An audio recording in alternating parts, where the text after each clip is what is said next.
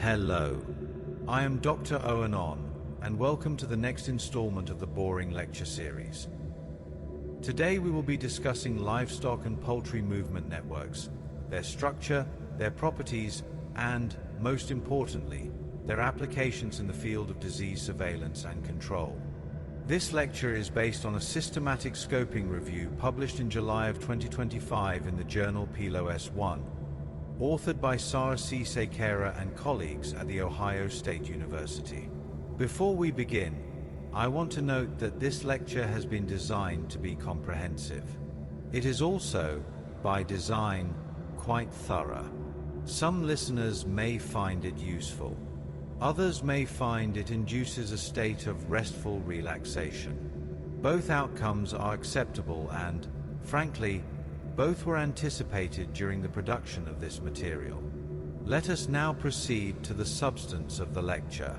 We will begin, as all lectures should begin, by establishing why the topic is relevant. In recent decades, the global emergence and re-emergence of infectious diseases affecting animal and human populations has prompted a significant expansion of research into how pathogens spread across geographic regions.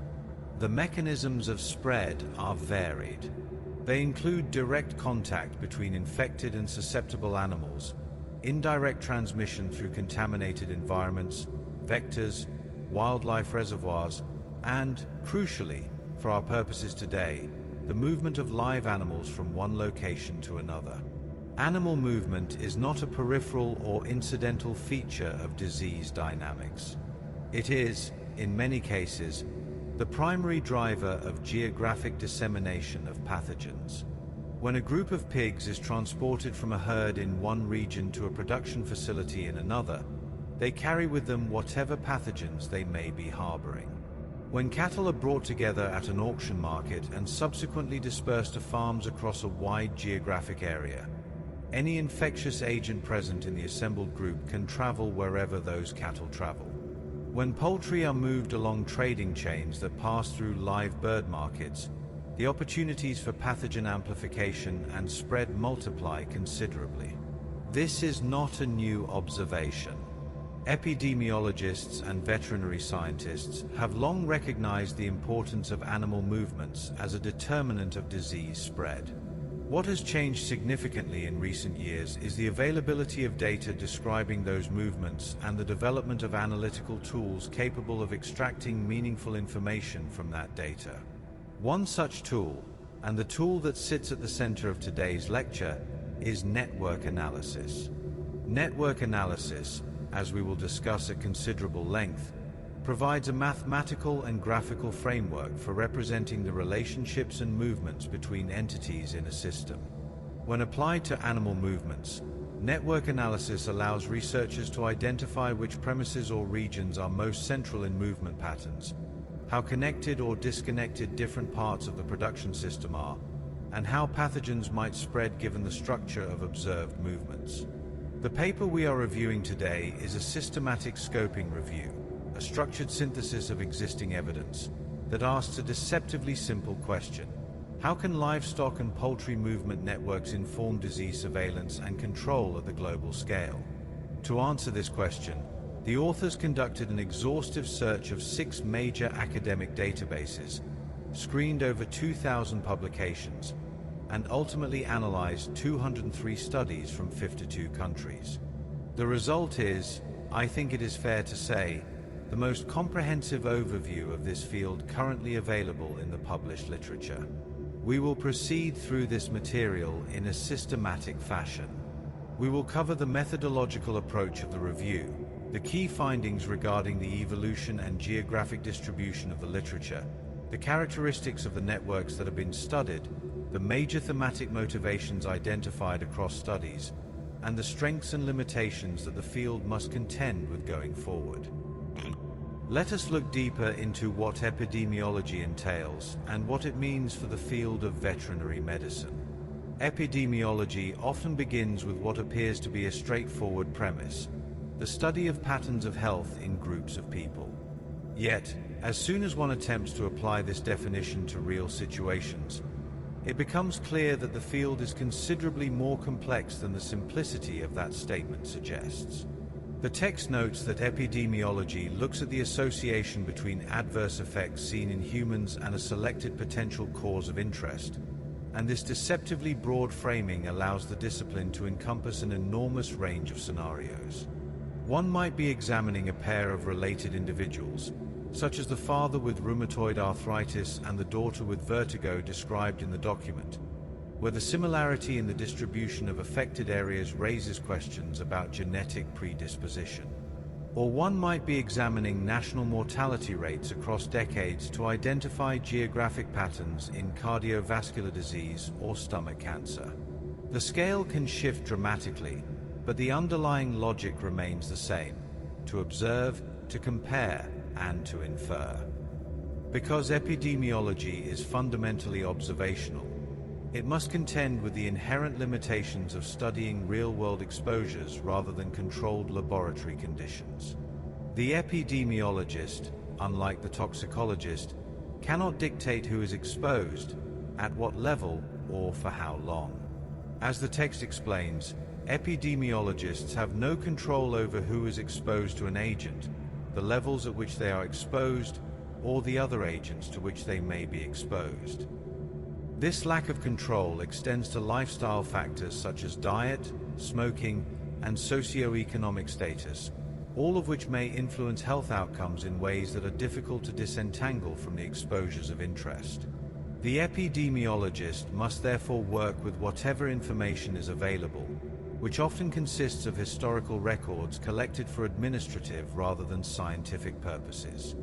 These may include employee rosters, payrolls, or compliance monitoring data, none of which were designed with epidemiological analysis in mind. Despite these limitations, epidemiology offers a unique advantage. It studies actual human experiences under real-life conditions. The text notes that uncertainty in epidemiology studies resulting from exposure estimation may be equal to or less than the uncertainty associated with extrapolation from animals to humans, a reminder that laboratory precision does not always translate into real-world relevance. Regulatory agencies have increasingly recognized this point, with organizations such as the U.S. Environmental Protection Agency acknowledging the value of epidemiological evidence in risk assessment. At the same time, the field continues to grapple with the need for greater methodological rigor, including the development of standards analogous to good laboratory practices in toxicology. One of the most persistent challenges in epidemiology is the measurement of exposure. Historically, epidemiologists have focused more on measuring health outcomes than on quantifying exposures, a tendency attributed in part to the medical training of many practitioners. The text observes that a modern textbook of epidemiology says very little about what the epidemiologist should do with exposure assessments, reflecting the long-standing scarcity of detailed exposure data. When quantitative exposure measurements are available, researchers may construct exposure matrices that assign exposure levels to specific jobs or time periods, allowing for the calculation of cumulative exposure. However, such calculations rely on assumptions that may not hold over long periods. As the text cautions, it may not be sensible to make an assumption that an exposure that occurred 20 years ago is equivalent to the same exposure yesterday, particularly when workplace conditions or technologies have changed. In many cases, only qualitative exposure categories, such as high, medium, or low, are available, and while these can be useful, they introduce additional uncertainty. Moreover, some health outcomes may be more strongly associated with peak exposures rather than cumulative exposures, requiring careful consideration of which exposure metrics are most relevant. Noise exposure is cited as an example where simple cumulative measures may be misleading, illustrating the importance of selecting appropriate exposure characterizations for each health outcome. The diversity of epidemiological study designs reflects the wide range of questions the field seeks to answer. Cohort studies, for example, follow groups of individuals over time to examine the relationship between exposures and health outcomes. Historical cohort studies rely on existing records to reconstruct exposure histories and follow-up periods, enabling researchers to study populations exposed in the past. The text explains that the historical data will have been collected for reasons that have nothing to do with epidemiology, yet these records, such as employee rosters and work histories, provide valuable information for retrospective analyses. Mortality and cancer incidence studies are particularly well suited to historical cohort designs because national registries provide comprehensive outcome data even in the absence of medical surveillance. However, historical cohort studies face significant challenges, including difficulties in determining exposure status, selecting appropriate comparison groups, and accounting for confounding variables. The inability to randomly assign exposures introduces selection biases, such as the healthy worker effect, in which employed individuals tend to exhibit lower overall mortality than the general population.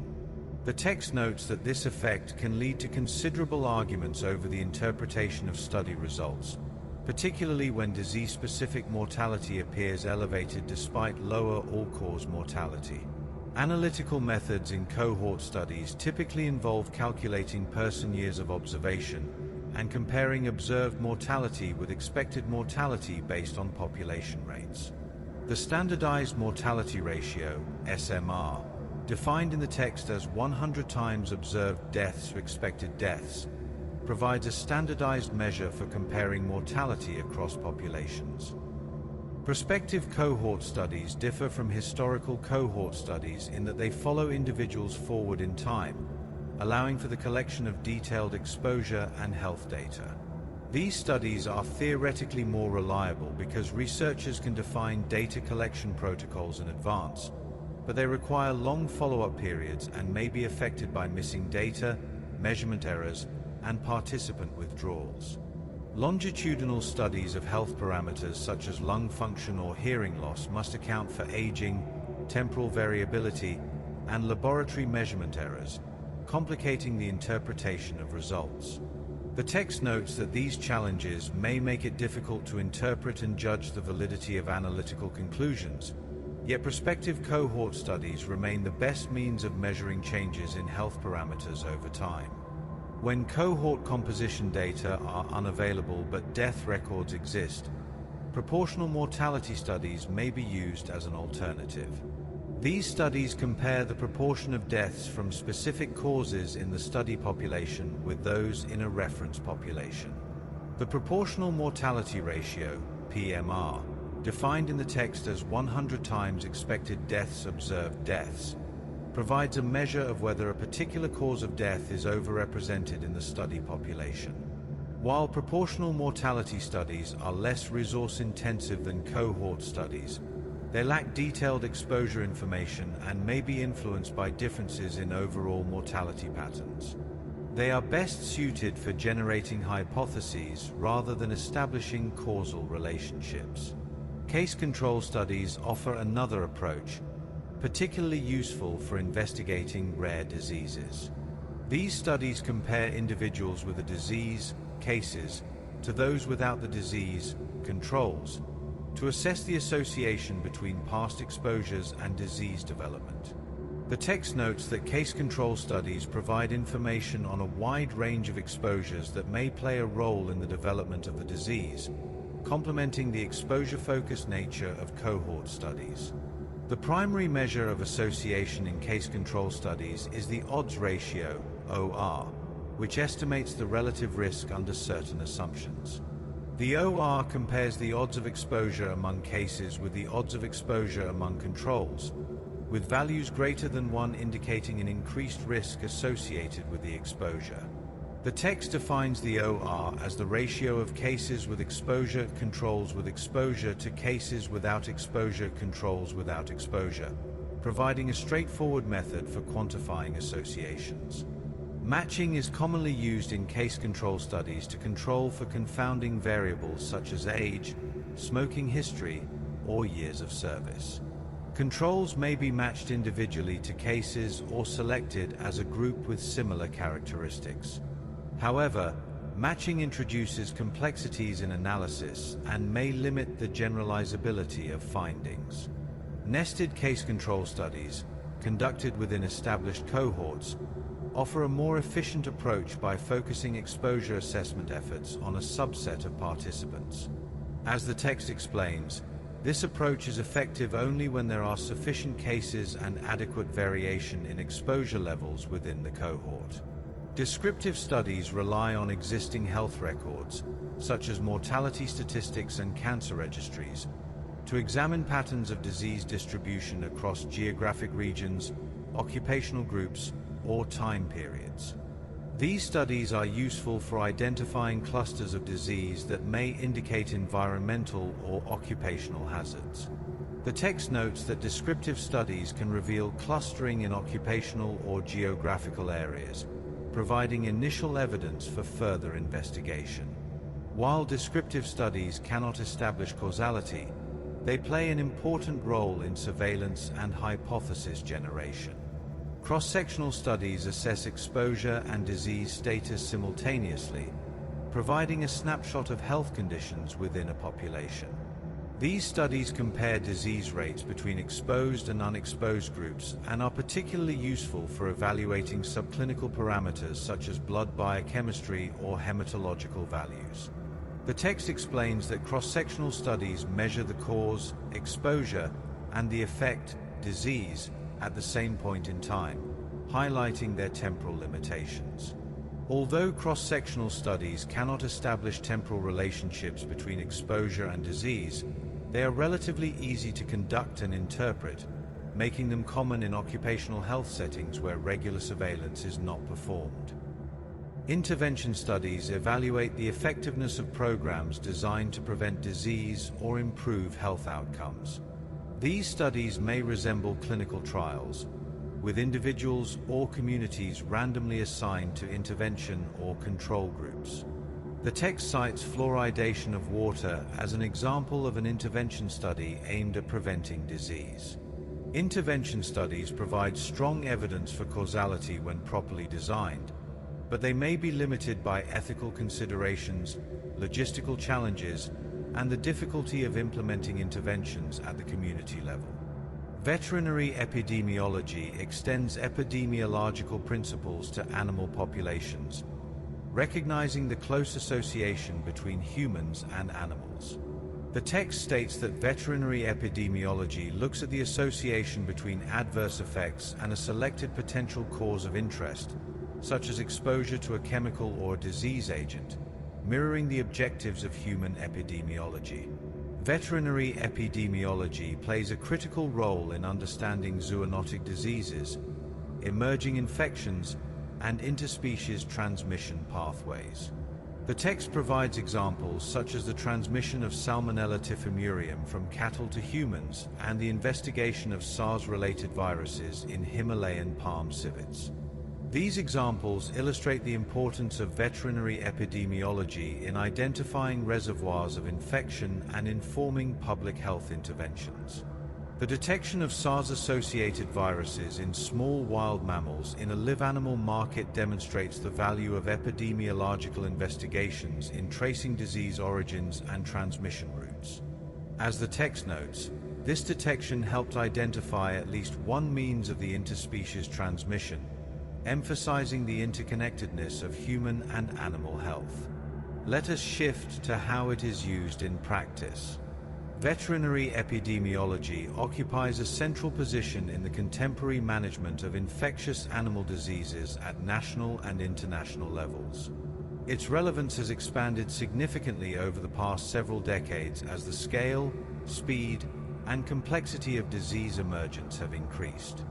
Infectious agents that circulate within animal populations no longer remain confined to local production systems.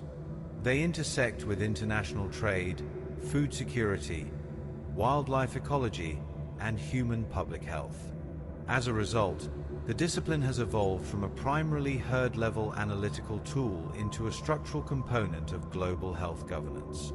During the last several decades, multiple high-profile disease events have underscored the interconnectedness of animal and human health systems. Highly pathogenic avian influenza H5N1, bovine spongiform encephalopathy, West Nile virus, and severe acute respiratory syndrome each demonstrated that pathogens originating in animals can disrupt public health systems, destabilize trade, and erode public confidence in food systems. In each instance, the epidemiological roots of the problem were located within animal populations, even when the most visible consequences appeared in human health sectors. This pattern highlights the necessity of strengthening animal health infrastructures as a preventive strategy rather than relying solely on reactive human health interventions. Globalization has intensified these pressures. International trade agreements now require countries to justify sanitary measures using science-based standards. The agreement on the application of sanitary and phytosanitary measures, administered under the framework of the World Trade Organization, obligates member states to base animal health regulations on internationally recognized guidelines. These guidelines are often developed by the World Organization for Animal Health and related bodies. Consequently, a country's ability to export animals and animal products depends heavily on its surveillance capacity, reporting transparency, and risk assessment methodology. Veterinary epidemiology provides the technical foundation for each of these components. The discipline itself developed in response to practical needs. In the mid-20th century, intensification of livestock production created environments in which disease transmission dynamics changed substantially. High-density dairy, poultry, and swine operations required systematic approaches to disease monitoring and productivity analysis. Epidemiological methods, borrowed and adapted from statistics, sociology, pathology, microbiology, and ecology, were applied to evaluate risk factors, measure incidence and prevalence, and assess intervention strategies. This herd-focused approach became widely associated with what is often termed microveterinary epidemiology. Microveterinary epidemiology concentrates on the herd or farm as the principal unit of analysis. It addresses questions such as the determinants of mastitis incidence within a dairy herd, the impact of vaccination protocols on flock-level mortality, or the association between management practices and reproductive performance. Data are typically collected at the individual animal level but interpreted within a defined production system.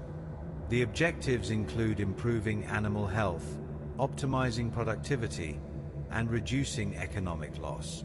Statistical rigor, appropriate sampling design, and multivariable analysis are central tools at this scale.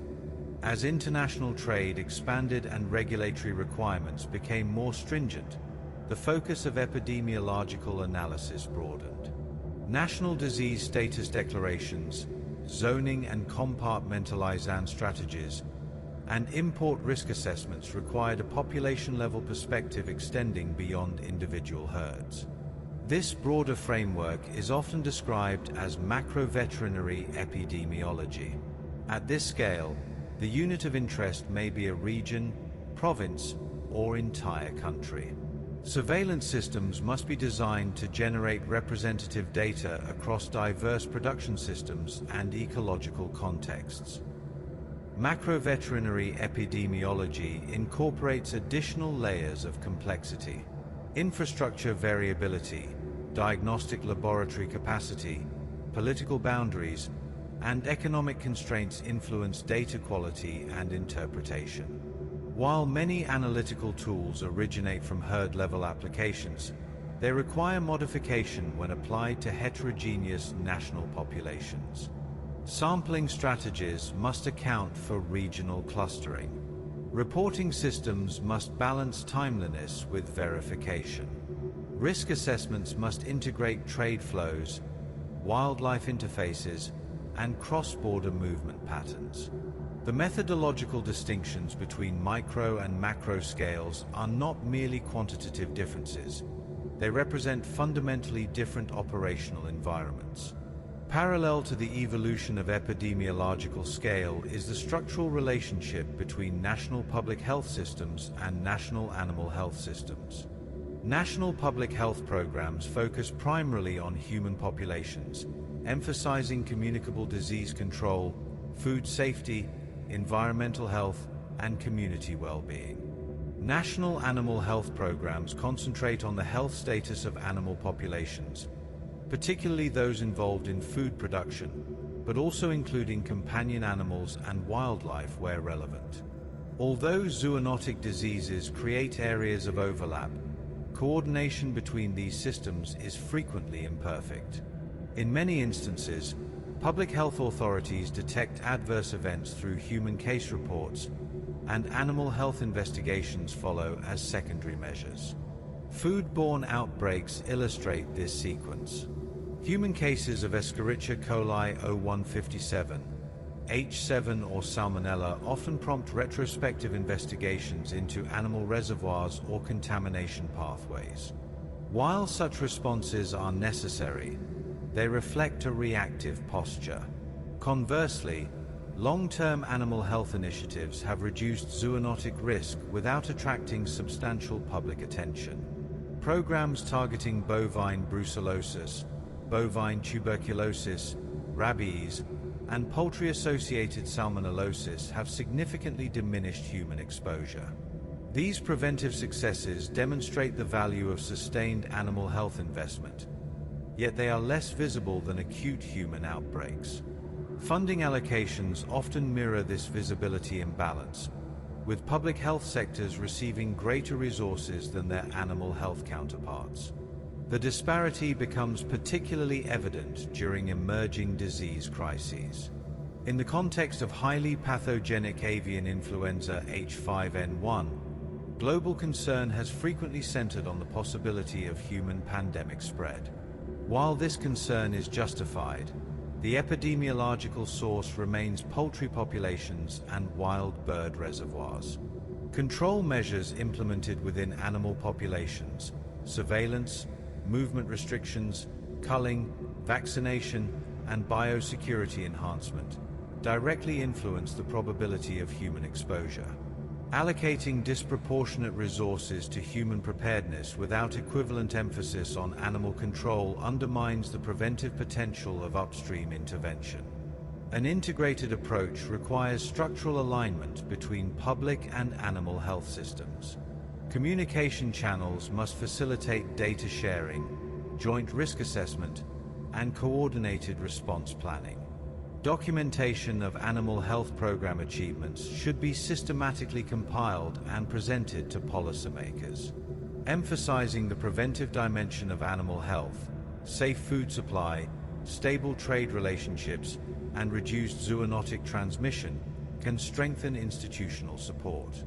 Central to the effectiveness of veterinary epidemiology is the training of professionals capable of applying its principles under field conditions. Theoretical knowledge alone is insufficient.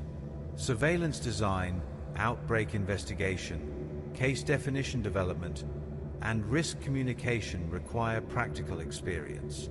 Traditional graduate programs provide comprehensive academic training but often necessitate extended residency, limiting accessibility for government veterinarians engaged in ongoing service responsibilities.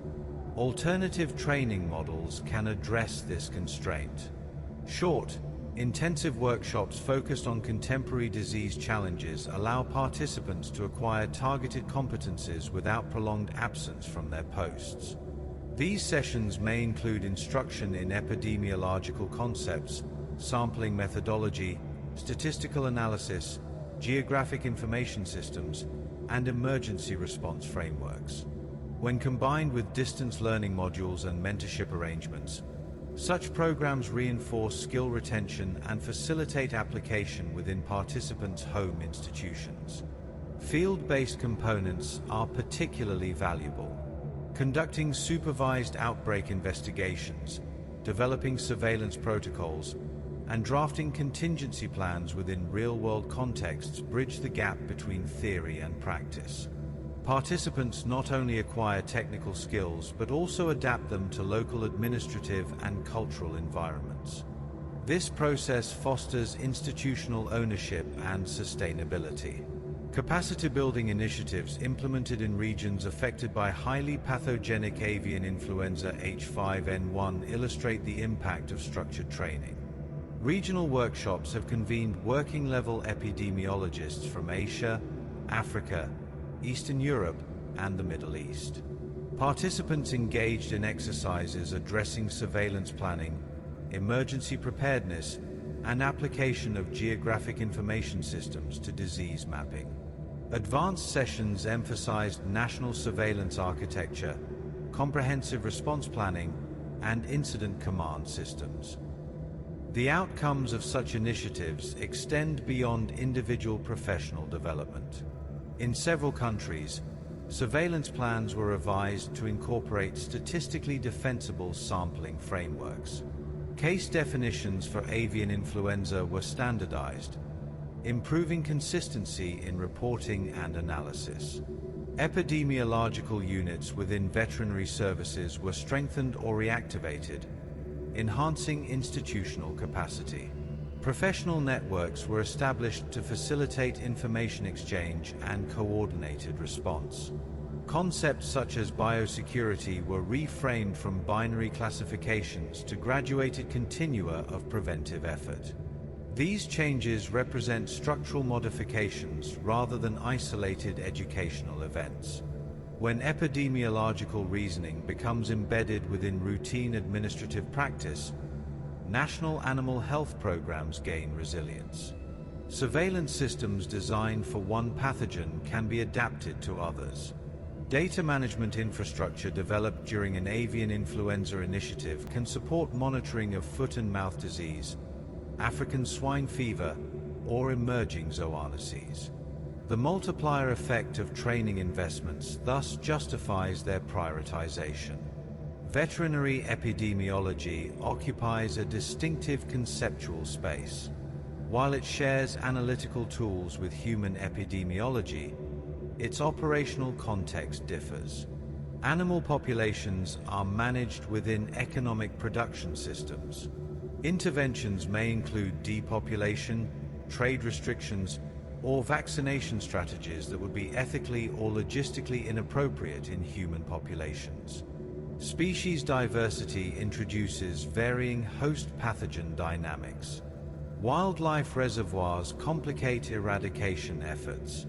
Consequently, veterinary epidemiology must retain methodological autonomy while maintaining collaborative compatibility with public health disciplines. A recurrent theme in contemporary disease management is the transition from aspirational zero-risk models to science-based risk management. Absolute disease exclusion is rarely feasible in a globalized environment characterized by extensive movement of animals, animal products, and people. Risk analysis frameworks quantify probability and consequence, enabling policymakers to establish proportionate sanitary measures. Such analyses depend on reliable surveillance data and sound epidemiological modeling. Surveillance systems themselves require careful design. Objectives must be clearly defined: early detection of incursion, demonstration of disease freedom, or monitoring of endemic prevalence. Sampling frames must reflect population structure. Diagnostic test performance characteristics, sensitivity and specificity must be incorporated into interpretation. Reporting pathways must ensure timely communication without compromising data integrity. Training programs that address these technical dimensions enhance both micro and macro-level competence. Emergency response planning constitutes another critical domain. Incident command systems provide structured coordination among veterinary authorities, public health agencies, law enforcement, and industry stakeholders. Tabletop exercises and simulation drills familiarize personnel with command hierarchies and communication protocols. Geographic information systems facilitate spatial visualization of outbreak clusters and movement patterns. These tools, while technical in nature, depend fundamentally on trained personnel capable of integrating data streams into coherent action plans. Resource limitations remain a persistent challenge. Funding often becomes available in response to high-profile outbreaks rather than through sustained baseline support. While targeted funding can catalyze infrastructure improvements, long-term stability requires institutional commitment. Embedding epidemiological training within routine professional development pathways can mitigate dependency on crisis-driven allocations. The maturation of veterinary epidemiology reflects broader recognition of the interconnectedness of animal health, public health, and trade stability. As emerging and re-emerging diseases continue to arise, the demand for scientifically grounded analysis will intensify. Epidemiologists operating at both herd and national scales must navigate biological uncertainty, economic constraint, and political complexity. Structured training and outreach programs provide the mechanism by which methodological rigor is translated into operational capacity. In practical terms, this translation involves developing harmonized case definitions, implementing representative surveillance systems, conducting transparent risk assessments, and documenting outcomes. It involves cultivating professional networks that transcend national boundaries, enabling information exchange and collaborative response. It requires continuous evaluation and refinement of strategies as new data emerge. Veterinary epidemiology therefore functions not merely as an academic discipline, but as an operational framework for safeguarding animal populations and, by extension, human societies. Its effectiveness depends on sustained investment in human capital, institutional integration, and cross-sector collaboration. Through deliberate training and outreach efforts, the discipline can continue to strengthen national and global capacity to detect, control, and prevent infectious animal diseases across diverse ecological and economic landscapes. Before we enter into the results of the scoping review, it is useful to establish a foundational understanding of what network analysis is and why it has been adopted with such enthusiasm by researchers in the field of veterinary preventive medicine. At its most basic level, a network consists of two components, nodes and edges. Nodes represent the entities in the system. In the context of animal movements, these are typically individual farms, holdings, premises, or in some cases larger geographic aggregations such as counties, districts, or regions. Edges represent the connections between those entities. In our case, the movements of animals from one node to another. Networks may be directed or undirected. A directed network, which is by far the more common type in animal movement research, represents the directionality of connections. If cattle are moved from farm A to farm B, the edge runs from farm A to farm B, not the other direction. This distinction matters enormously for disease modeling, because the direction of movement determines the direction of potential pathogen transmission. Networks may also be weighted or unweighted. An unweighted network simply records whether a connection exists between two nodes. A weighted network records the intensity of that connection. For example, the number of animals moved, the number of movement events, or the number of transport vehicles involved. Weighted networks generally provide a richer and more informative representation of animal movement dynamics, since a single movement involving 500 animals represents a qualitatively different epidemiological risk than a single movement involving one animal. Within the framework of network theory, there exists a variety of metrics that can be applied to characterize both the overall structure of the network and the position and importance of individual nodes within it. These metrics include degree centrality, a measure of how many connections a node has, betweenness centrality, a measure of how often a node sits on the shortest path between other nodes in the network, and various clustering coefficients that describe how densely connected local neighborhoods of nodes are. I will pause here to note that the preceding paragraph contained the words betweenness centrality. which is perhaps the single most effective phrase in the English language for inducing a state of relaxed inattention in otherwise alert individuals. If you are still listening, you have demonstrated a commendable level of professional dedication.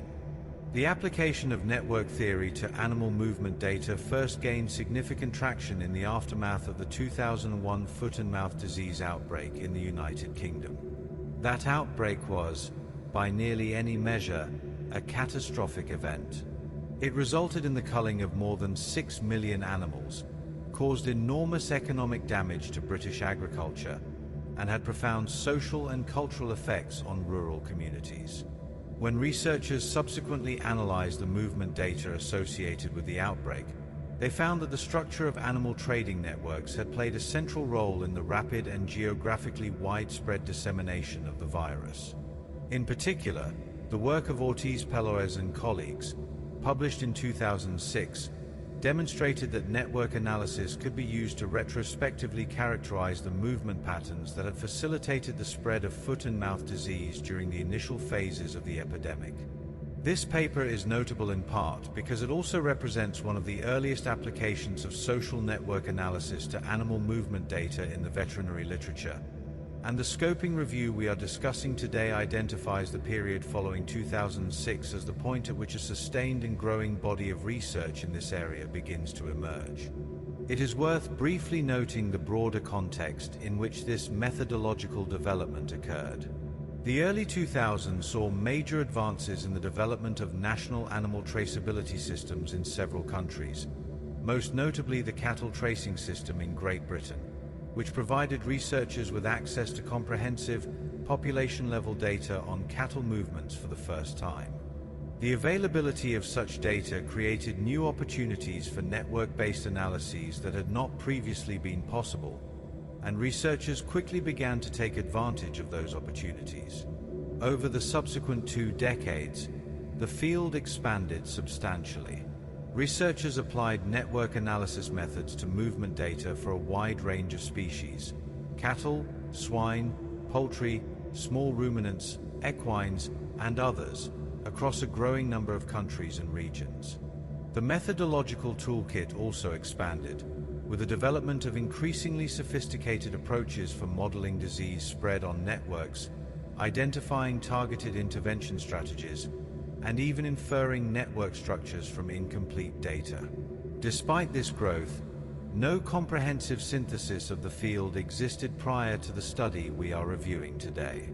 There had been previous reviews of related topics, including a review of network-based modeling frameworks for animal disease by Lung and colleagues, and a general overview by Martinez-Lopez and colleagues published in 2009, but neither of these constituted a systematic review in the formal sense, and neither addressed the full breadth of applications that network analysis has found in veterinary epidemiology. It is into this gap that the scoping review by Sequeira and colleagues steps. And it is the contents of that review that we will now systematically, perhaps even exhaustively, address.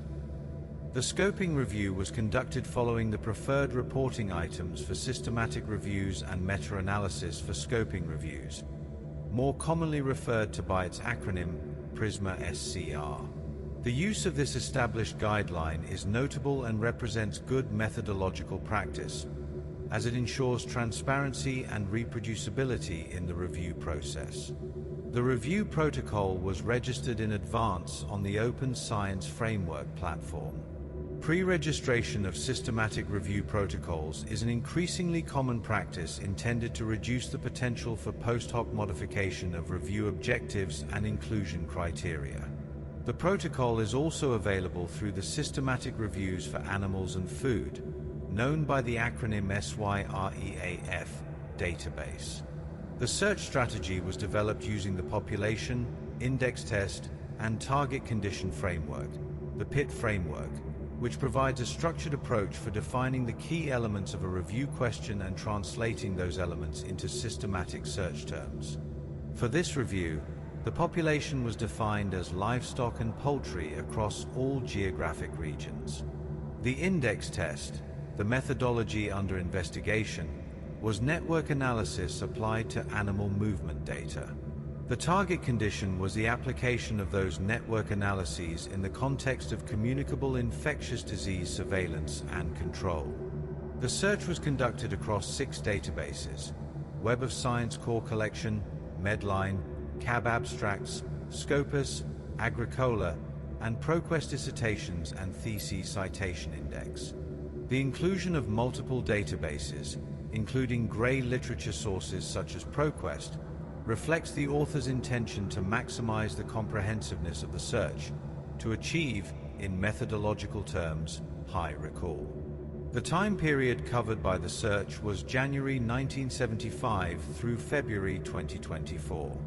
The choice of 1975 as a lower bound reflects a decision to include any early foundational work that might have appeared in the literature, even if practical applications of network analysis to animal movement data did not emerge until considerably later.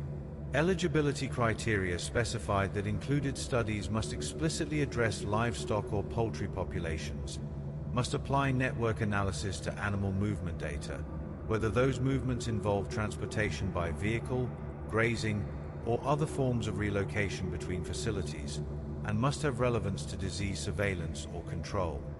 Studies focusing on wildlife alone or on network analyses applied to genomic or molecular data rather than movement data were excluded unless they also included livestock or poultry movement data. Background articles that did not explore specific network measures or implications for disease were also excluded. Language restrictions were applied such that only publications in English, Portuguese, or Spanish were included. This represents a pragmatic compromise between comprehensiveness and feasibility, and the authors acknowledge that relevant studies published in other languages may have been missed as a result. Data screening proceeded in 2 stages: title and abstract screening, followed by full text review. Title and abstract screening was performed by one researcher, a limitation the authors explicitly acknowledge, as single reviewer screening introduces the risk of individual bias. Full text review and data extraction were performed by 2 of the authors working in concert, using calibration exercises on a sample of 5 papers to ensure consistency. Data were extracted into a structured form in Microsoft Excel, capturing study details, population characteristics, methodological specifics, and reported strengths and challenges. The data analysis then proceeded through 2 parallel pathways: a quantitative analysis using a software for descriptive statistics and data visualization, and a qualitative thematic analysis using Vivo software to identify underlying motivations and challenges across the included studies. The qualitative analysis followed the thematic analysis approach described by Braun and Clark, using inductive coding to allow themes to emerge from the data rather than imposing a predefined categorical framework. This combination of quantitative and qualitative methods, a mixed methods approach, is appropriate for a scoping review of this nature, where the goal is not only to describe the volume and distribution of published evidence, but also to understand the motivations and challenges that characterize the field. The initial database search identified a total of 2,604 publications. Following deduplication, 1,350 unique publications remained. Of these, 956 were excluded at the title and abstract stage, leaving 394 publications for full text review. Full text review resulted in the exclusion of a further 191 studies. The most common reason for exclusion at this stage was the use of a network analysis type other than one focused on animal movements. 83 studies, representing 43.7% of full-text exclusions, were removed for this reason. Studies classified as background articles that did not explore specific network measures or implications for disease surveillance accounted for 40 exclusions, or 21.1%.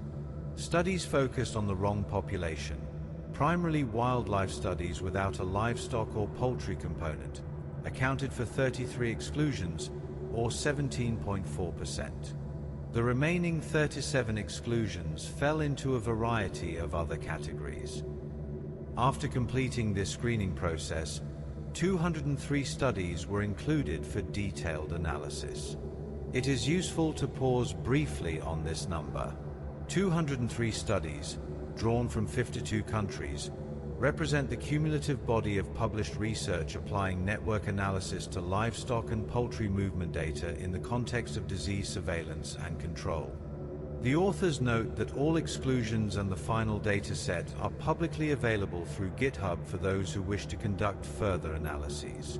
Only 4 studies were excluded on the basis of language, a reflection of the fact that the vast majority of published research in this area is conducted in English, even in countries where English is not the primary language of scientific communication.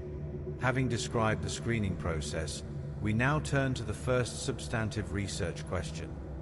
What are the key milestones and how has the field developed over time? The temporal distribution of the included studies reveals a pattern that will be familiar to anyone who has tracked the development of a methodological approach within academic literature.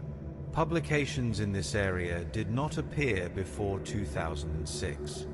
The average number of studies published per year across the entire review period was 11, with a standard deviation of 7, reflecting considerable year-to-year variation.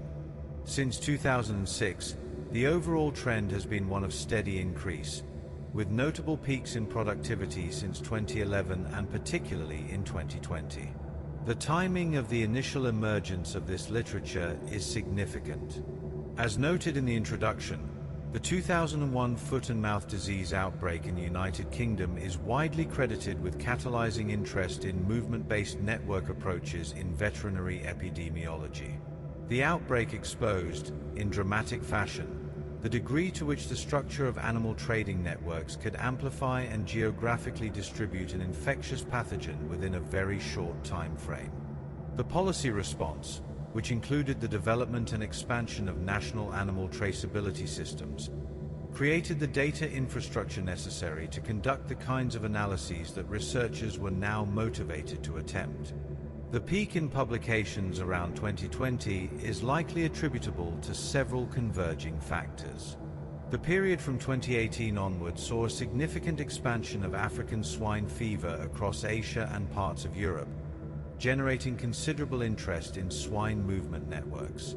There was also a general increase in the capacity for computational analyses, the availability of R and other software tools for network analysis, and the growing availability of movement data in additional countries. The COVID-19 pandemic may also have generated heightened general interest in the epidemiology of infectious disease spread, some of which may have translated into increased productivity in related fields. Of the 203 included studies, 196 were peer-reviewed journal articles. The remaining 7 were grey literature, primarily theses at the doctoral, postgraduate, and master's degree levels, plus 1 conference paper. This distribution indicates that the primary vehicle for dissemination of research in this field is the peer-reviewed journal, as would be expected. The peer-reviewed articles were published across 42 different journals, reflecting the multidisciplinary nature of this research area. The journal Preventive Veterinary Medicine published 63 of the included articles, making it by far the most common venue.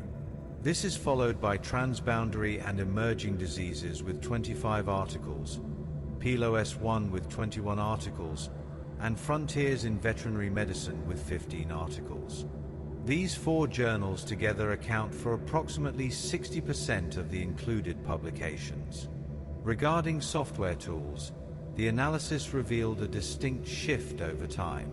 Studies published before 2013 tended to use software packages such as Pajek, Usenet, and NetDraw, which were purpose-built for network analysis but less well integrated into the broader statistical computing environment. Since 2013, the R statistical computing language has emerged as the dominant platform for network analysis in this field, reflecting R's growing versatility, its large library of specialized packages, and its adoption as the primary computational tool in many academic veterinary and epidemiological research programs. The geographic distribution of the included studies is informative and, to a degree, sobering.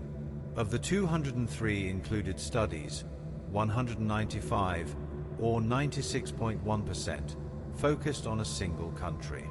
The remaining 8 studies examined multiple countries or regions. In one notable case, a study by Awada and colleagues examined live poultry and hatching egg trade networks involving all 193 country members of the United Nations. The United States was the most frequently studied country, appearing as the geographic focus of 26 studies. France was second with 19 studies. Studies involving the Great Britain countries, England, Scotland, and Wales numbered 17 in total. China was the subject of 12 studies, and Italy of 11. A total of 113 studies, representing 55.7% of the total, focused on specific subnational regions rather than the country as a whole. The vast majority of studies, 181 or 89.2%, were conducted in high-income or upper-middle-income countries, as classified by the World Bank income categories. High-income countries accounted for 133 studies, and upper-middle-income countries for 48. Europe and the Americas together were represented in 124 studies, or 61.1% of the total. The implications of this geographic distribution are significant. Low and middle-income countries, which collectively house a substantial proportion of the world's livestock populations, and which are in many cases highly vulnerable to the consequences of large-scale animal disease outbreaks, are substantially underrepresented in this body of literature. This underrepresentation reflects, at least in part, the limitations of data availability in these regions. As we will discuss in a later section, the absence of standardized, electronically accessible movement databases in many low and middle-income countries constrains the kinds of network analyses that researchers can perform. In regions such as Sub-Saharan Africa, Southeast Asia, and parts of South America, studies have tended to rely on survey-based approaches and snowball sampling techniques to obtain movement data, rather than drawing on national administrative databases. While these approaches can yield valuable insights, they are less able to capture the full scope and structure of movement networks, and they limit the comparability of findings across studies. Within the high-income countries, there are also notable differences in data infrastructure and accessibility. Many European nations maintain national livestock movement databases that are available electronically and that contain detailed records of individual animal movements. Only 8 such databases were identified as being available electronically across the included studies, and most of these were in European countries. In contrast, studies conducted in North America, primarily the United States and Canada, typically relied on animal movement permits aggregated at the state or regional level, and some used privately owned or voluntarily provided data. In the United States, there are specific structural features of the regulatory environment that constrain the completeness of movement data. Movements to slaughter plants are not required to be reported, as these are considered endpoint movements unlikely to contribute to ongoing disease transmission. Only movements across state lines are required to be reported, meaning that intrastate movements are not captured in national databases. These gaps have motivated a growing body of work in the United States focused on simulating or statistically inferring movement networks from available partial data, a methodological approach we will address in the discussion of network inference later in this lecture. Let us now address the distribution of studies by species. The results here largely confirm what would be expected given the relative economic importance and density of different livestock populations in high-income countries, where the majority of studies originated. Cattle were the most frequently studied species, appearing in 102 studies, or 40.3% of the total. Swine were the second most common focus, appearing in 84 studies, or 33.2%. Poultry appeared in 33 studies, or 13%. Small ruminants, sheep and goats, and other species accounted for the remainder. 20 studies, or 9.9% of the total, included mixed species analyses, examining movements of more than one animal species simultaneously. Notably, 85% of these multi-species studies were published after 2018, suggesting a growing recognition that disease dynamics, particularly for pathogens capable of infecting multiple host species, may require multi-species network analyses for a complete understanding. The temporal distribution of studies by species revealed that cattle and swine have been the dominant focus throughout the period from 2006 to 2023, with peaks in publication activity observed between 2014 and 2020. Studies on poultry and small ruminants have maintained relatively stable numbers over the years, with recent increases observed for small ruminants, though the absolute numbers for both remain considerably lower than for cattle and swine. Among the top 5 countries by number of studies, there were interesting differences in species focus. The United States and Great Britain both showed a strong emphasis on cattle and swine. France had a particularly diverse species distribution. China's studies were heavily weighted towards swine, reflecting the enormous importance of pork production in that country and concerns about diseases such as African swine fever and classical swine fever. Italy's studies were primarily focused on swine and cattle.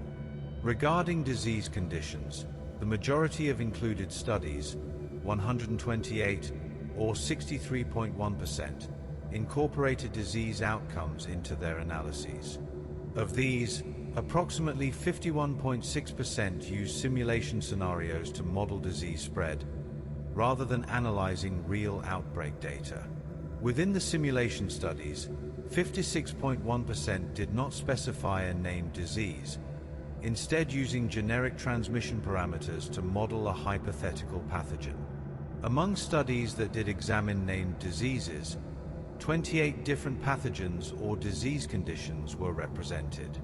Bovine tuberculosis was the most common, appearing in 16 studies, 7.7% of all included studies.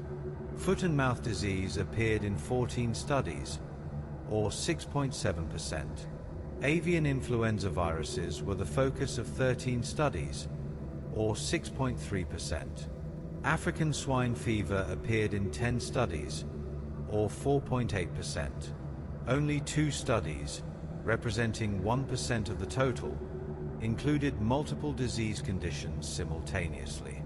This represents a gap in the literature, given that real-world production systems are subject to simultaneous risks from multiple pathogens, and that the epidemiological implications of movement networks may differ across diseases depending on pathogen characteristics such as incubation period, infectious period, and transmission route. We turn now to a more detailed examination of the structural characteristics of the animal movement networks that have been analyzed in the included studies. This section will address node types, edge weighting approaches, temporal scales, and the descriptive variables incorporated into analyses. Regarding node types, the most common approach, used in 148 studies or 60.9%, was to represent nodes as individual premises or animal holdings, that is, individual farms, holdings, or production facilities. 29.1% of studies used aggregated nodes, such as geographic regions including districts, sub-districts, counties, or provinces. Among regional representations, counties were the most frequent, appearing in 15 studies or 27.3% of regional approaches. A smaller subset of 37 studies, 18.2%, employed multiple node types within the same analysis, capturing movement dynamics across varied scales simultaneously. Markets appeared as specific node types in 20 studies, representing 8.2%, and traders appeared in 4 studies, or 1.6%. The choice of node type has meaningful implications for the interpretation of network analyses. Individual premises provide higher epidemiological resolution, but require granular movement data that may not be available in all contexts. Regional nodes are more commonly used when individual premise data are unavailable or when policy interventions are implemented at an administrative rather than individual holding level. The relative scarcity of markets and traders as specific node types is a notable gap, given that these entities are widely recognized as potential amplifiers of disease transmission within animal trading systems. Regarding directionality, virtually all studies, 202 out of 203, or 99.5%, represented movements as directed networks. This is the appropriate methodological choice, since animal movements have a clear directionality from origin to destination that is directly relevant to modeling pathogen transmission. Only one study used an undirected approach, and this was in the specific context of an investigation into porcine reproductive and respiratory syndrome in Ontario, Canada. Regarding edge weighting, approximately 57.6% of studies incorporated weighted connections to quantify the intensity of movements between nodes. The two most common weighting metrics were the number of animals transported, used in 68 studies or 48.9% of those using weighted edges, and the number of movements, used in 61 studies or 43.9%. Less common weighting approaches included transport distance, used in 4 studies, and the average number of animals moved per week or month, also used in 4 studies. The remaining 42.4% of studies used unweighted networks. This is a methodological limitation that the authors note could lead to oversimplification of disease transmission risk, since an unweighted network treats a movement of one animal identically to a movement of 500 animals in terms of its contribution to potential pathogen spread. Regarding temporal considerations, temporal dynamics were addressed in 61.6% of studies, 125 in total. The most common temporal unit used in these analyses was the monthly network, reflecting a balance between the desire to capture temporal dynamics and the practical constraints of data volume and computational demands. Fewer studies adopted finer temporal scales such as daily or weekly networks. Data periods used in the included studies ranged from a few months to multiple years. The most common duration was 1 year of records, used in 64 studies or 31.5%. Studies based on 3 years of data or on periods less than 6 months were also relatively common. Study length was largely dictated by the period for which movement data were available and the regional or national scope of the research. The number of individual networks analyzed per study ranged widely, from a single network to simulations involving up to 950,000 networks. The mean number of networks per study was 5,504.7, with a standard deviation of 6 to 7,990.1, a distribution strongly skewed by simulation-based studies that construct large numbers of networks for robustness testing. Regarding descriptive variables, most studies took a relatively sparse approach to incorporating descriptive information about the nodes in their analyses. The most commonly included variable was the type of premises, incorporated in 116 studies or 57.1%.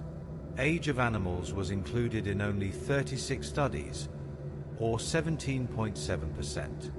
The purpose of movement was included in 28 studies, or 13.8%. Sex of the animals was accounted for in 25 studies, or 12.3%. Breed or species type was included in 23 studies, or 11.3%.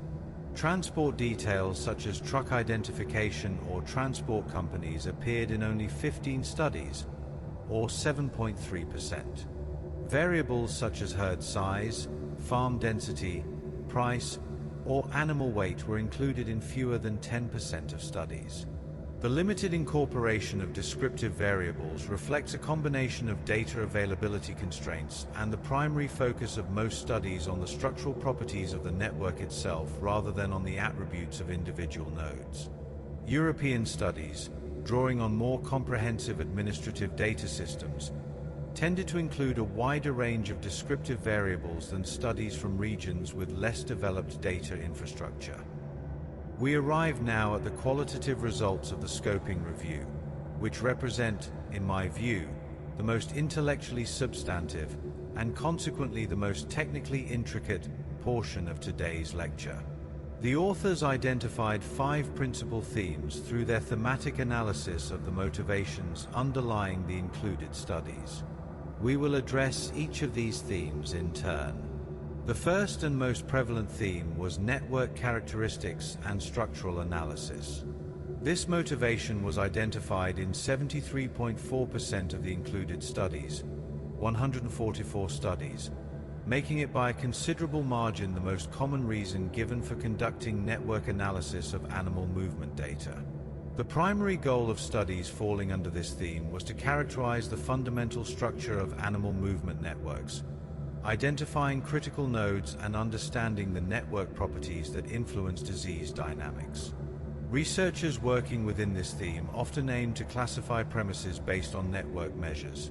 For example, identifying which farms had the highest in-degree centrality, indicating that they receive animals from many different sources, or which farms had the highest out-degree centrality, indicating that they send animals to many different destinations.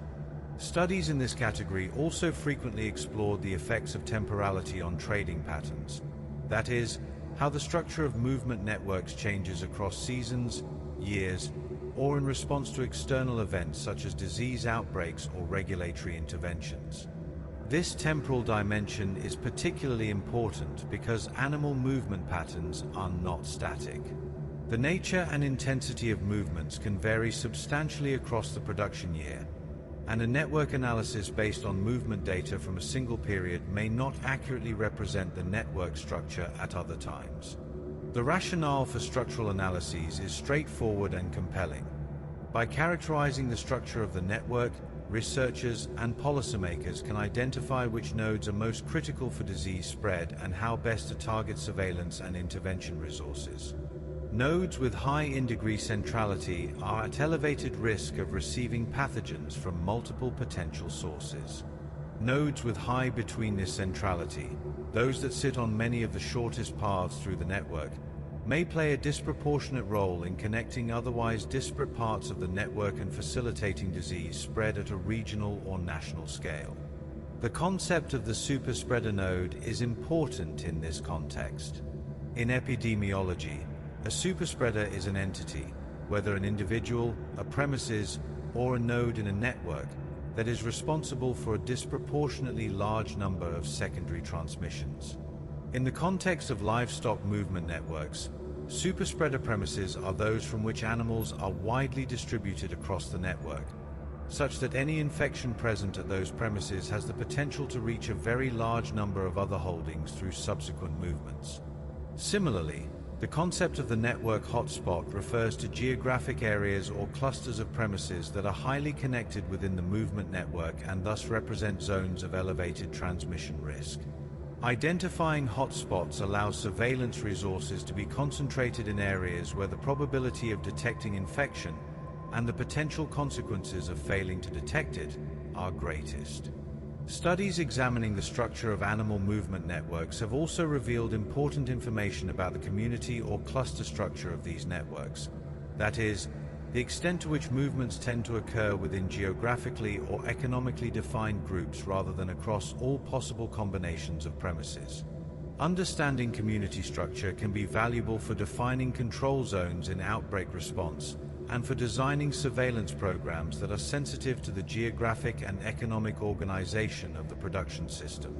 The high prevalence of this theme across the included studies, 73.4%, reflects its foundational role in the field.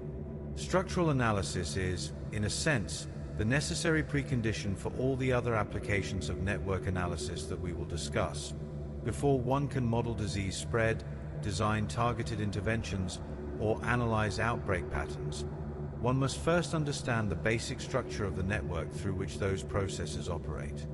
The second theme identified by the authors was pathogen spread and epidemic modeling, present in approximately 35% of the included studies, 71 studies in total. Studies falling under this theme combine several related objectives. These included simulating disease spread through animal movement networks, determining the potential size of epidemic events following introduction of a pathogen, and quantifying the role of network structure in facilitating or constraining disease dynamics. Researchers in this category aim to model and predict how pathogens would spread given the observed movement patterns of a production system, and to identify the risk factors, both at the level of individual premises and at the network level, that contribute to transmission. The approach typically involves constructing a mathematical model of disease transmission, often based on the compartmental modeling framework, in which animals are classified into susceptible, exposed, infectious, and recovered states, and then simulating the movement of infected animals through the observed network to predict how far and how fast the pathogen would spread. The movement network provides the contact structure that determines which nodes are at risk of infection and in what order, while the transmission parameters determine the probability of infection being transmitted in each contact event. This approach has been applied to a wide variety of pathogens and production systems. Studies have simulated the spread of foot and mouth disease through British cattle and sheep movement networks, the spread of African swine fever through European and Asian pig movement networks, and the spread of avian influenza through live poultry trading networks, among many others. The results of such simulations can provide important information about the potential scale of an epidemic, the speed with which it might spread to distant regions, and the geographic areas most likely to be affected. One notable application of epidemic modeling in this context is the estimation of the basic reproduction number, denoted R0, or related measures of epidemic potential for hypothetical introduction events into a specified network. The R0 value represents the average number of secondary cases generated by a single infectious case in a fully susceptible population. In the context of movement-based models, this parameter reflects both the biological transmissibility of the pathogen and the contact structure provided by the movement network. Another important application involves the assessment of multi-host transmission dynamics. As noted earlier, a growing number of studies have examined networks involving multiple animal species simultaneously. For pathogens capable of infecting more than one host species, understanding multi-species movement dynamics is essential for accurately estimating epidemic risk, since ignoring one host species may lead to systematic underestimation of the potential for disease spread. It is important to acknowledge the inherent limitations of simulation-based epidemic modeling. Models are necessarily simplifications of reality and depend on input parameters, transmission rates, incubation periods, infectious periods, that may not be precisely known or may vary across production contexts. The quality and completeness of the movement data used to construct the network also directly affects the reliability of model outputs. Despite these limitations, simulation models provide a powerful framework for exploring the potential consequences of pathogen introduction and for comparing the effectiveness of different intervention strategies under standardized conditions. The third theme was targeted control and surveillance measures, identified in 31.5% of the studies, 64 studies in total. Studies in this category emphasized the practical application of network-based insights for designing more efficient and effective disease surveillance programs and outbreak control strategies. The core logic is straightforward. If network analysis can identify which premises or regions play the most critical roles in potential disease transmission, then surveillance and control resources can be preferentially deployed to those high-risk nodes, rather than being distributed uniformly across all premises regardless of their network position. This concept, sometimes referred to as risk-based or targeted surveillance, represents a significant departure from traditional surveillance programs that tend to allocate resources according to simple geographic or demographic criteria.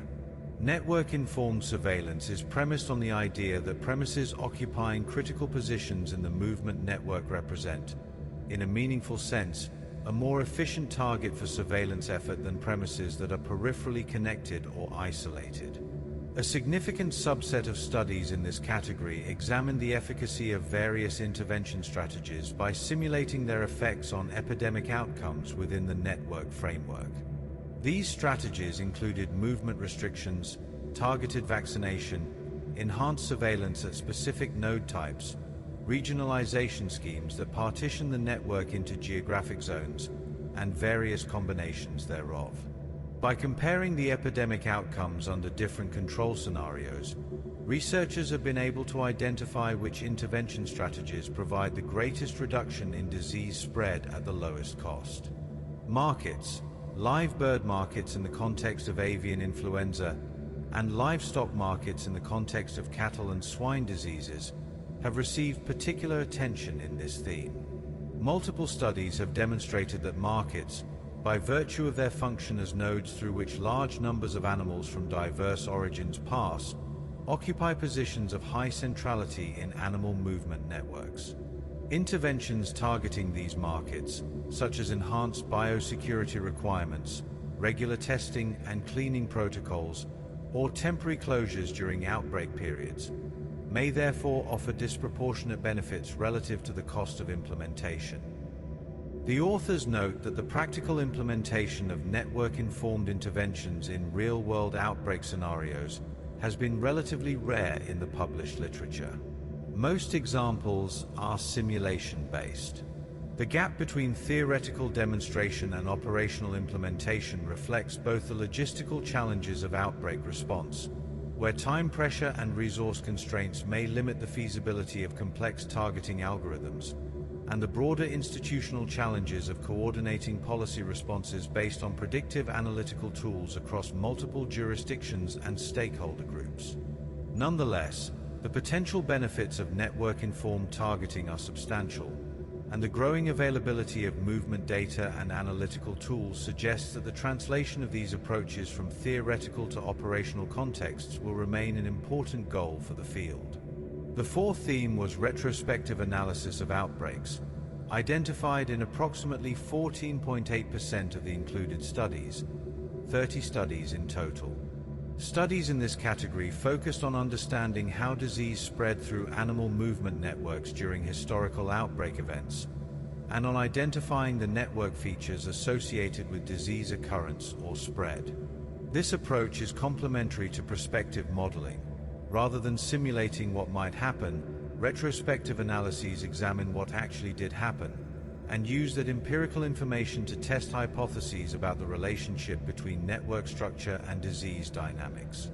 Key methodological approaches in this theme included the analysis of associations between network-derived metrics and disease positivity at individual premises, the retrospective tracing of disease spread pathways through movement records, and the examination of how network characteristics, such as the degree distribution, clustering coefficient, or community structure, differed between affected and unaffected premises or regions.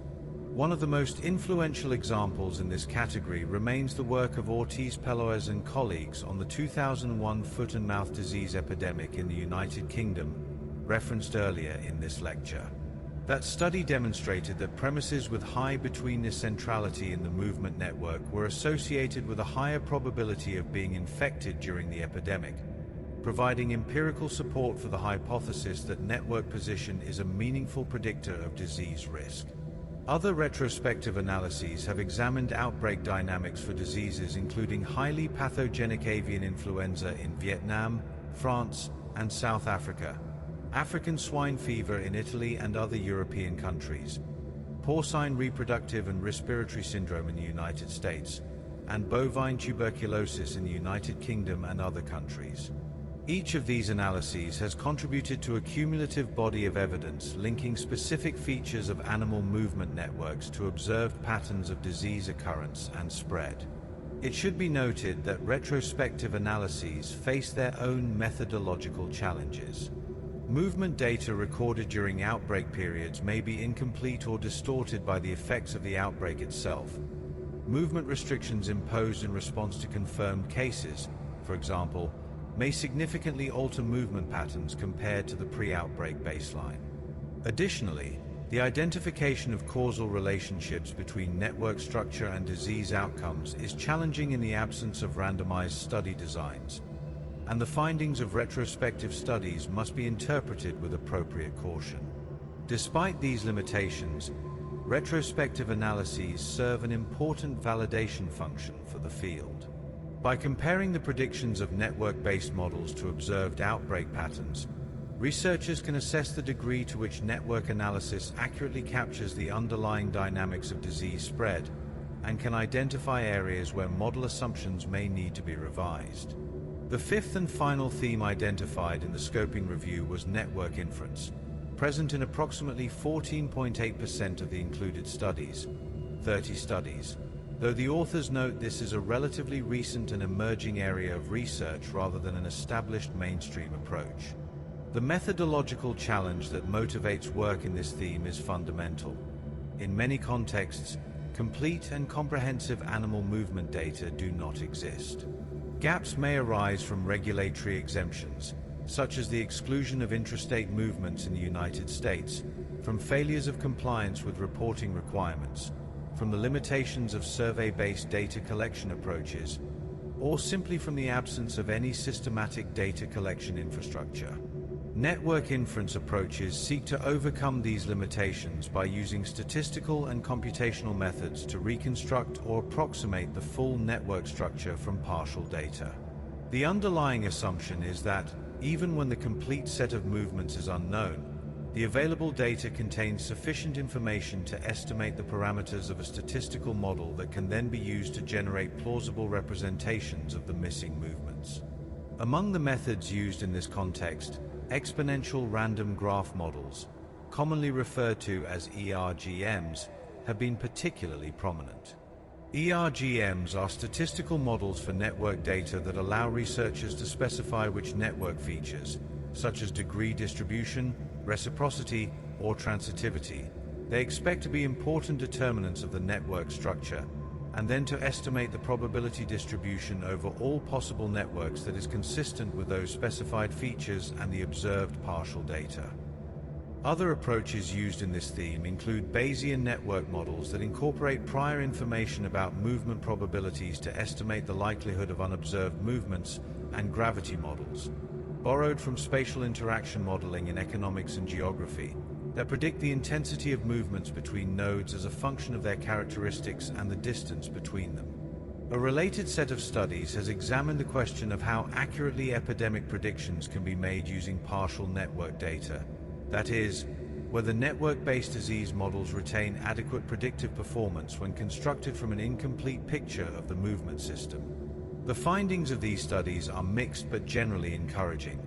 While prediction accuracy declines as the proportion of missing data increases, useful predictions can often be generated even from substantially incomplete movement records.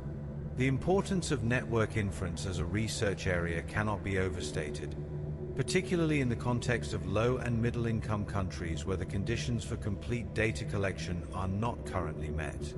If network analysis is to be useful as a tool for disease surveillance and control at the global scale, as the title of the review we are discussing suggests it should be, then methods for working with incomplete and imperfect data will be essential. Having addressed the 5 thematic motivations for conducting network analysis of animal movement data, we turn to the question of what advantages and disadvantages the included studies themselves reported in applying these approaches. Among the strengths reported across the included studies, the flexibility and versatility of network analysis was frequently cited. The same fundamental framework, nodes and edges, with associated metrics, can be applied across species, production systems, geographic contexts, and research questions with minimal modification to the core methodology. This versatility is a significant practical advantage in a field as heterogeneous as veterinary epidemiology, where production systems vary enormously across species, regions, and economic contexts. The ability to identify high-risk nodes and design targeted interventions was identified as a strength in many studies. As discussed in the context of the third theme above, Network-informed targeting of surveillance and control resources has the potential to achieve greater efficiency than non-targeted approaches, particularly in settings where resources are limited.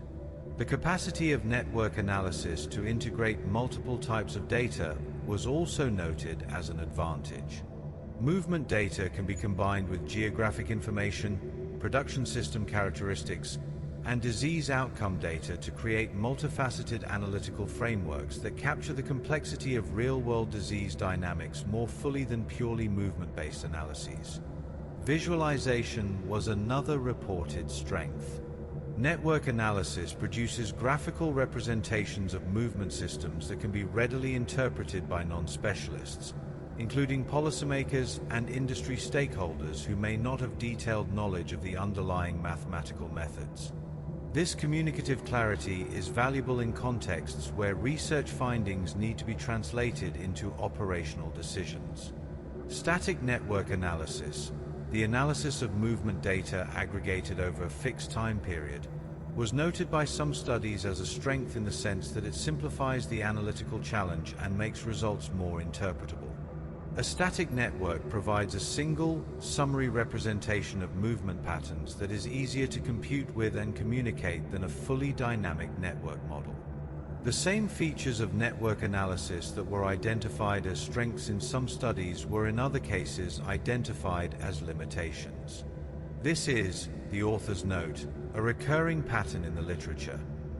Methodological choices that simplify the analysis and facilitate interpretation may simultaneously reduce the accuracy or applicability of the results.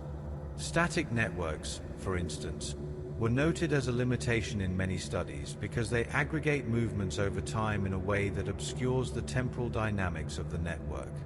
If movements that occurred at different times are combined into a single network representation, the resulting network may overestimate the degree of connectivity in the system at any given moment, since it implicitly assumes that all connections represented in the network were simultaneously present. This can lead to overestimates of epidemic potential and an inaccurate picture of how disease might actually spread through the system in real time. Data quality and completeness were among the most consistently cited challenges across the included studies. The completeness of movement data directly determines the completeness of the network that can be constructed from it, and incomplete networks can yield misleading results. Missing movements, whether due to regulatory exemptions, non-compliance, or structural gaps in the data collection system, represent unobserved connections that may be epidemiologically important. The absence of international-level databases was identified as a significant structural gap. While national databases exist in several European countries, there is no equivalent standardized database at the global level that would permit cross-country comparisons of movement network structure and the development of globally applicable disease control strategies. The presence of such a database would be of considerable value, but constructing it would require substantial investment in data infrastructure and the development of standardized reporting protocols across nations with very different regulatory and agricultural systems. Data confidentiality was cited as a challenge in several studies, particularly in the United States. Movement data for livestock and poultry may contain commercially sensitive information about production operations, and concerns about the potential disclosure of this information have in some cases limited researchers' access to comprehensive data sets. The development of methods for analyzing confidential data without compromising its confidentiality, through techniques such as data aggregation, secure analysis environments, or differential privacy approaches, represents an active area of methodological development. The limited incorporation of weighted connections was noted as a limitation in studies that used unweighted networks, as discussed earlier. Treating all connections as equivalent regardless of the number of animals moved introduces inaccuracy in assessments of disease transmission risk. The restricted focus on movement as the sole or primary transmission route was identified as a challenge in studies that did not account for indirect transmission pathways, including transmission via contaminated equipment, vehicles, personnel, wildlife, or environmental reservoirs.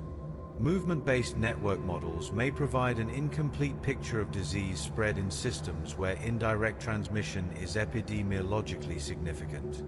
The underrepresentation of markets and traders as specific node types was discussed in the context of network characteristics, but it also appears here as a challenge.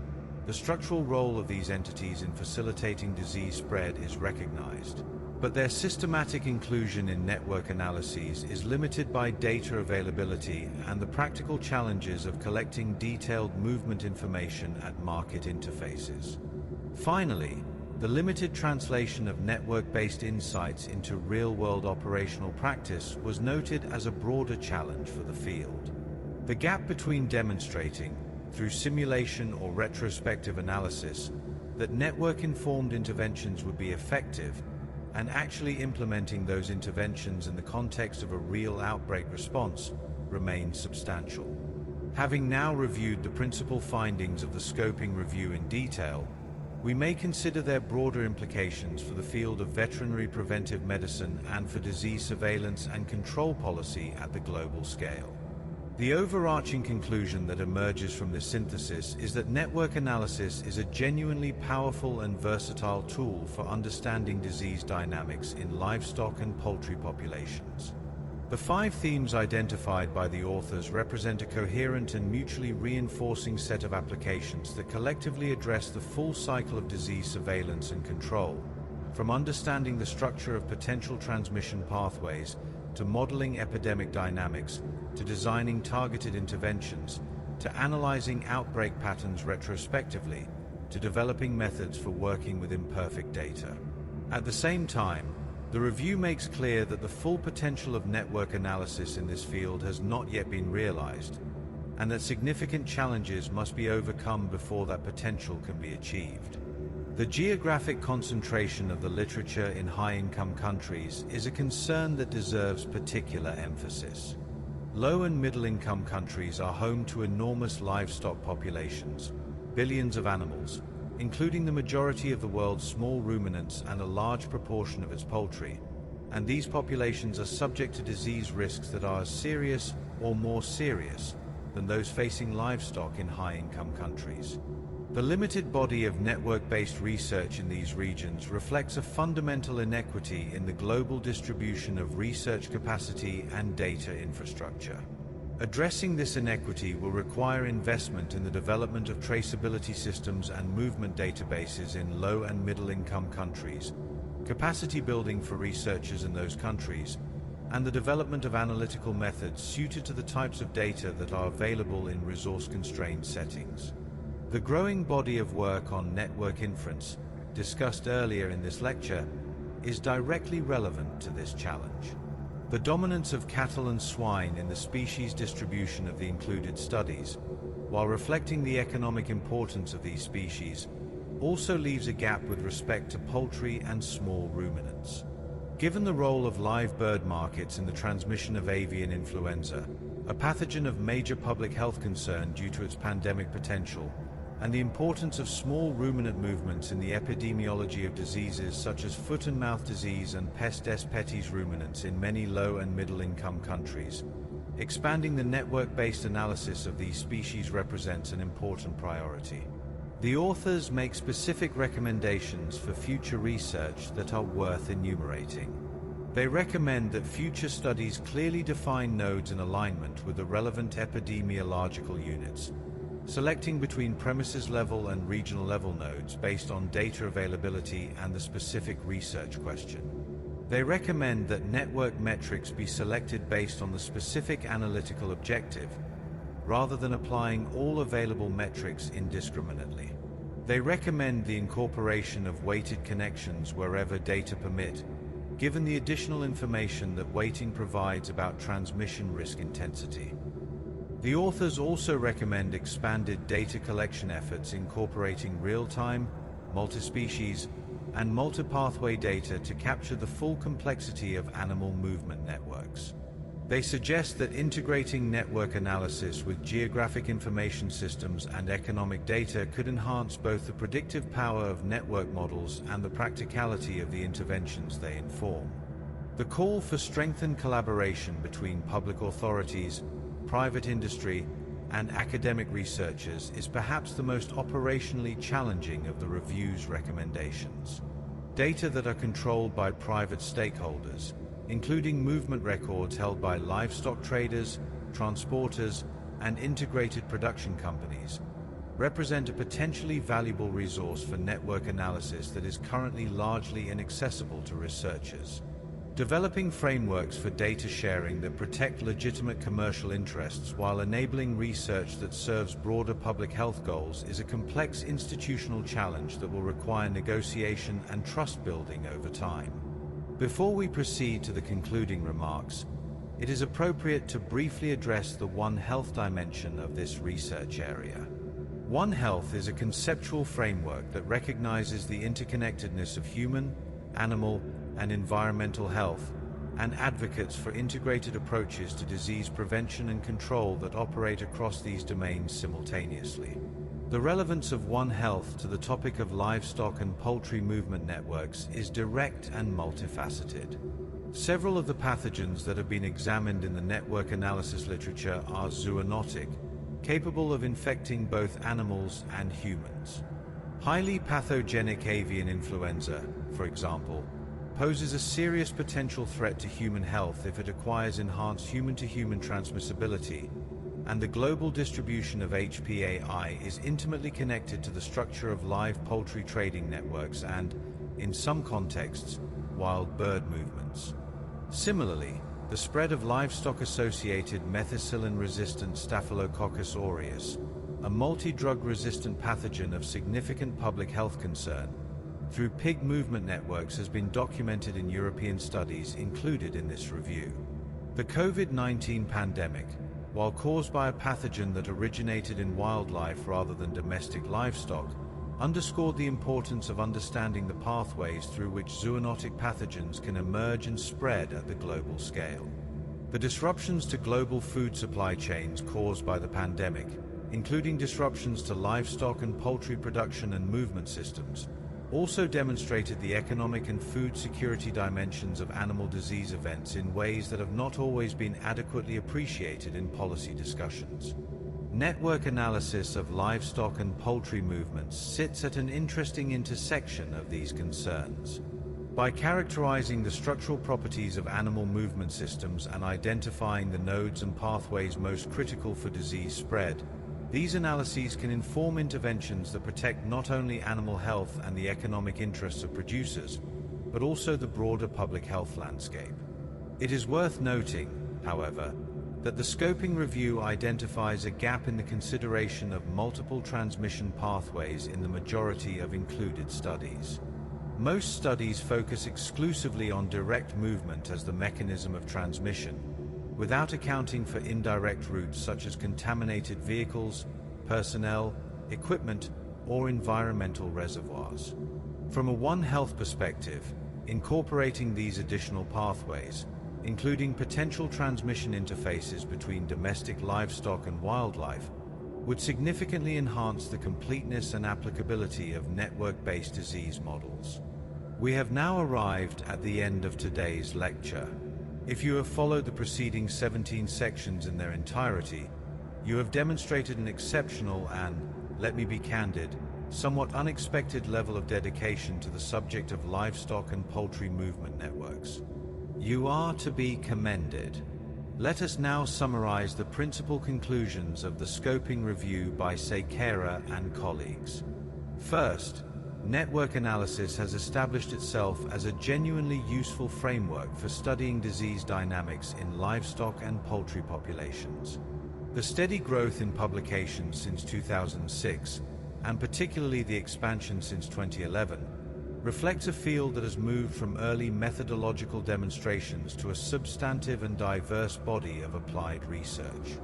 Second, 5 principal motivations: network characteristics and structural analysis, epidemic modeling, targeted control, outbreak analysis, and network inference, collectively define the current scope of the field. These motivations are complementary and address the full cycle from basic characterization to operational application. Third, cattle and swine have been the dominant subjects of network-based research, with poultry and small ruminants receiving comparatively less attention. Geographic concentration in high-income countries, particularly the United States, France, Great Britain, China, and Italy, reflects disparities in data availability and research infrastructure. Fourth, significant challenges persist with respect to data completeness, standardization, and accessibility. The absence of international-level databases limits the global applicability of network-based analyses.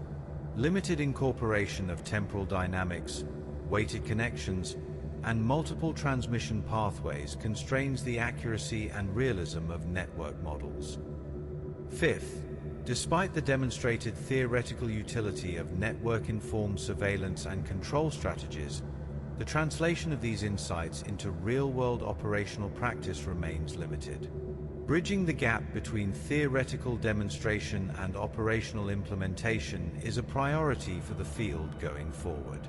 Sixth, expanded collaboration between academic researchers, public health and regulatory authorities, and private industry stakeholders is essential for improving data access and developing evidence-based interventions that can be implemented at operational scale. The scoping review by Sekera and colleagues represents a valuable contribution to the field, not only as a comprehensive synthesis of existing evidence, but also as a roadmap for future research. The recommendations it contains, expanded data collection, improved standardization, greater incorporation of temporal and multipathway dynamics, and stronger public-private partnerships, define a clear research agenda for the next decade. It is my hope that today's lecture has provided a thorough and accessible introduction to this body of work. I also acknowledge the possibility that it has provided something else entirely, namely, the opportunity for an extended period of restorative rest during working hours, which, depending on your professional circumstances, may itself constitute a form of value. Thank you for your attention, or alternatively, your restful repose during this session of the Boring Lecture Series. We hope this has been a useful resource for your studies or a supportive environment for your rest. This lecture was narrated by Dr. Owen On, an artificial voice for the Boring Lecture Series. Please see the description for further resources and the complete citation to the primary literature discussed throughout this presentation. If you found this level of detail sufficient, please consider subscribing for our weekly sessions. We will now fade to soothing bioacoustic sounds and ambient tones to allow for a period of quiet reflection or continued rest. Good night.